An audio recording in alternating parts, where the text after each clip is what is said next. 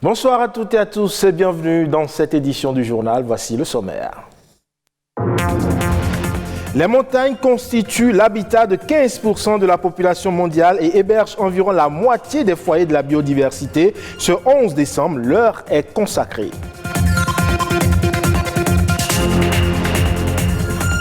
Et puis les faux ongles, des accessoires qui permettent d'avoir des mains soignées, c'est la tendance chez les femmes, mais les produits utilisés sont parfois susceptibles d'endommager leurs mains.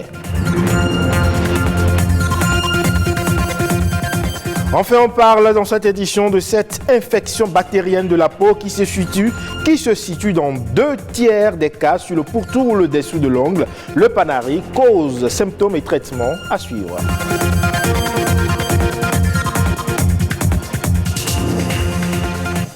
Bienvenue à vous si vous nous rejoignez. Ce 11 décembre, la communauté internationale célèbre la Journée mondiale de la montagne. Une date choisie pour attirer l'attention des populations sur la sauvegarde de la biodiversité des montagnes. Au Bénin, justement, l'écosystème des montagnes est une priorité.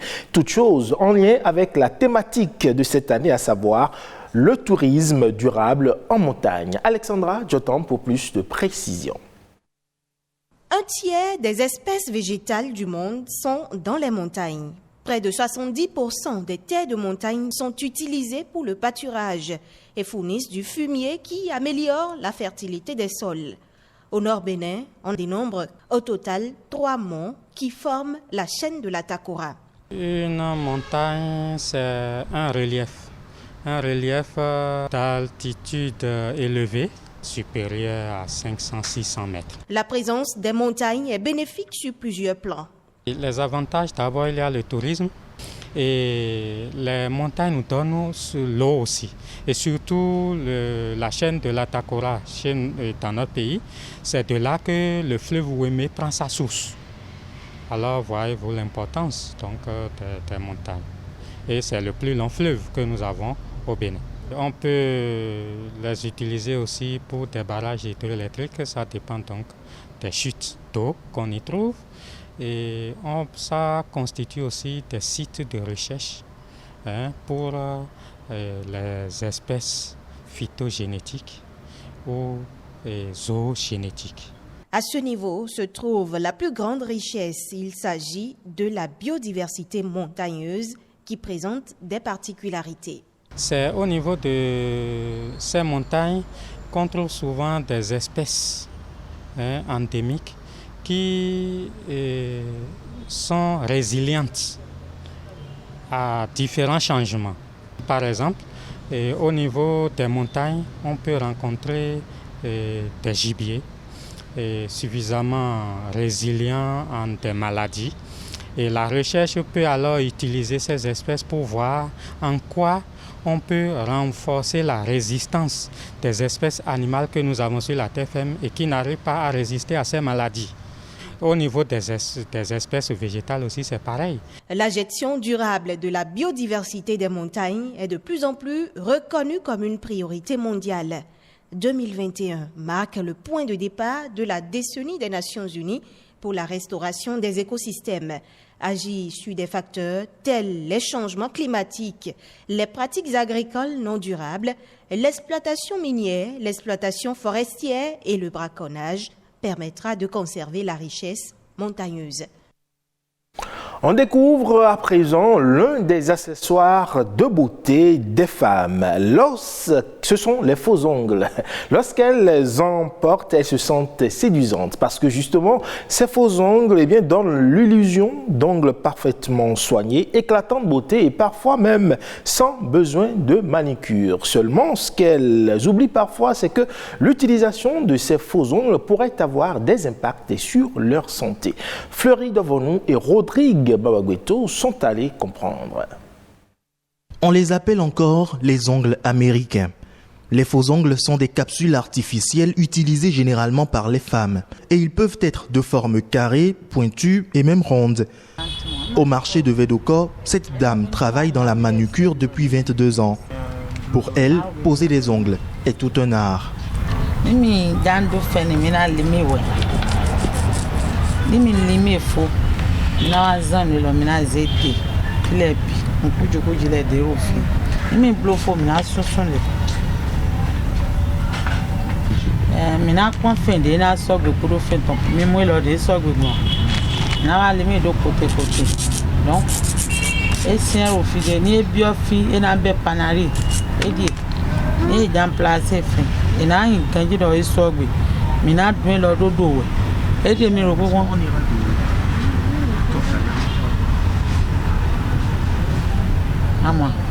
L'usage de la colle et d'autres substances chimiques est nécessaire pour maintenir les ongles en place. Certains faux ongles peuvent durer jusqu'à 4 mois, mais d'autres doivent durer moins. En notre présence, cet après-midi, 2 clientes viennent pour leur manucure et posent de faux ongles. Je suis venue enlever les faux ongles que j'avais déjà placés il y a de cela 2 semaines. Normalement, je pouvais l'enlever avant 2 semaines. Je peux garder seulement pour 7 jours et l'enlever. Quand ça dure, ça gâte les ongles. Elle a des produits qu'elle vous met. Quand elle constate que ça commence à ronger les ongles, elle vous met ce produit avant même de les poser. Du coup, prochainement, quand vous revenez, vous enlevez facilement et ça ne ronge plus. La pose des faux ongles est devenue de plus en plus courante. Malgré ce vif succès, le port des faux ongles a plusieurs conséquences sur la santé. La première, c'est l'eczéma, c'est-à-dire que la plaque du faux ongle qui est posée sur cela, en général, est posée avec une cire, avec une colle en général, qui peut créer une allergie. La deuxième chose, c'est que vous n'avez pas de système immunitaire qui réagit, mais le fait de la pose crée une irritation mécanique qui fait que la personne est gênée. Le fait que l'on garde donc, une substance, un matériel étranger au-dessus de son ongle, crée en général un espace entre l'ongle et le faux ongle. Et donc va se former en général entre les 2 couches donc, des champignons qui sont des infections fongiques. Le non-respect des règles d'hygiène et de stérilisation lors de la pose des faux ongles peut aussi nuire à la santé. Si rien n'empêche le port de faux ongles à l'occasion d'un événement spécial, le port à long terme est déconseillé. Parlons justement du panari qui peut être, comme on l'a pu le voir tout à l'heure dans l'élément, être causé par le port des faux ongles. Eh bien, c'est une infection bactérienne de l'extrémité des doigts ou des orteils avec formation d'un abcès. Et même s'il est généralement sans danger, eh bien, le panari est souvent très douloureux. Quelles en sont justement les causes et comment se manifeste le panari? Cynthia Rouessou et Patrick Adiaboudjou nous en parlent dans cet élément. Encore appelé mal blanc, le panari est une infection bactérienne qui touche généralement le doigt de la main. Les causes les plus fréquentes sont multiples. Le panari, en fait, c'est une infection de la pulpe des doigts. Et il peut arriver également après le port d'un faux ongle, surtout si il y a une effraction, quelque chose qui pique ou bien quelque chose qui crée une effraction mécanique. Et la réalité du panari, c'est qu'elle peut arriver à tout le monde. Si vous mangez et que vous faites piquer, si vous cognez le doigt, si vous allez vous faire poser des ongles, des faux ongles. La manicure avec des objets non stérilisés est aussi l'une des causes de panari. Dame Rebecca en a souffert. Je voulais faire du manicure, donc j'ai fait l'erreur d'utiliser la lime d'une amie. Elle m'a aidé à limer mes ongles. Juste le lendemain, j'ai constaté que ça commençait pas à s'enfler. Je me suis dit certainement que c'est sa lime, il a des microbes dessus qui ont provoqué le panari chez moi. Ça attaque le doigt, ça fait que le doigt s'enfle et ça fait et puis ça fait très très mal. Ce ne sont pas seulement les femmes qui en souffrent, les hommes aussi. Le doigt me grattait jusqu'au point où ça s'est enflé. Je n'arrivais plus à m'en servir pour manger. Certains m'ont proposé de mettre du vernis. J'ai tout essayé et au finish, j'ai dû faire l'opération chirurgicale. La partie infestée se gonfle, ça s'enfle et crée une plaie autour du doigt. Au doigt de la main ou à l'orteil, le panari doit être vite traité pour éviter toute complication. Une opération chirurgicale peut être envisagée dans certains cas. S'il est très évolué, on est obligé de faire une incision chirurgicale, un drainage donc, du pus et de mettre la personne sous des antibiotiques. S'il n'est pas très évolué, un pansement alcoolisé, une antibiothérapie, et en général, on a des résultats très faibles. Le plus important, c'est d'éviter donc alors que ce Panari déborde. Et pour ne pas en arriver là, prévenir cette infection bactérienne est nécessaire. Et on peut l'éviter en mettant un peu de soin dans ce que nous faisons habituellement, parce que pour éviter les microbes, il faut qu'il y ait l'hygiène. Nos mamans, nos soeurs qui font souvent les manicures et les pédicures, que chaque personne amène sa lime chez la coiffeuse pour faire le manicure ou le pédicure. Et puis nos soeurs, nos mamans, dont l'activité consiste à mettre la main beaucoup de fois dans l'eau, je les conseille d'utiliser des gants et aussi de prendre des précautions. Comme précaution, il faut se laver les mains régulièrement, nettoyer et désinfecter immédiatement toute plaie sur un doigt, porter des gants pour effectuer des travaux manuels et éviter de ronger les peaux du poutou de l'ongle.